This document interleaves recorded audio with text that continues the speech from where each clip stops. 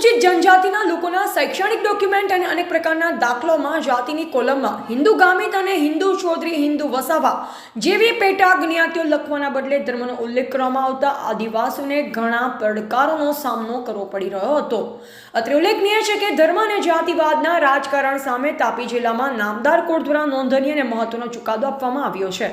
प्राप्त माहिती अनुसार दीपकभाई कांतिलाल गामिते सोनगढ़ नामदार सिविल कोर्ट में पोताना सर्टिफिकेट में सुधारो करवा बाबते दादा मेळववा फरियाद करवामां आवी हती।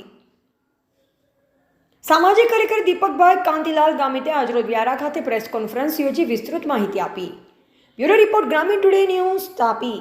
शाळा छोड़्यानुं प्रमाणपत्र छे तेनी जे कोलम नंबर 2 छे एमां जाति ने पेटा ज्ञातिमां हिंदू गामित ए रीते शब्दों उल्लेख करेलो है, जेनाथी नाराज थई हूँ सोनगढ़ तालुकानी सिविल कोर्ट है तेनो मैं संपर्क कर्यो अने आ बाबतनी दाद मागी कि हूँ अनुसूचित जनजातिनो व्यक्ति छूँ अने मारी जे धर्म ने जातिनी कोलम है तेमां हिंदू गामित एवुं लखवामां आवेलुं छे अने धर्म ने मारी जातिनी साथे जोड़वामां आवेल छे।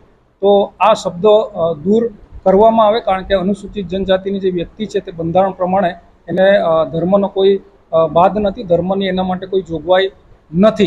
તો એ દૂર કરવામાં આવે એના માટેની અરજી નામદાર કોર્ટમાં દાખલ કરવામાં આવેલ હતી અને નામદાર કોર્ટે તમામ જરૂરી પુરાવા, મારી સ્કૂલ લિવિંગ સર્ટિફિકેટ, જાતિનો દાખલો અને અન્ય પુરાવા એને ધ્યાનમાં લઈને મારી જે શાળા હતી JB&SA સાર્વજનિક હાઈસ્કૂલ વ્યારા એને હુકમ કરેલ કે આ જે તે અરજદાર છે એ અનુસૂચિત જનજાતિનો વ્યક્તિ છે અને એની એલસીમાં જરૂરી તમે સુધારો કરી આપો। તો વધુ સમાચારો માટે જોતા રહો ગ્રામીણ ટુડે ન્યૂઝ। ગ્રામીણ ટુડે ન્યૂઝને લાઇક, શેર અને સબસ્ક્રાઇબ કરો।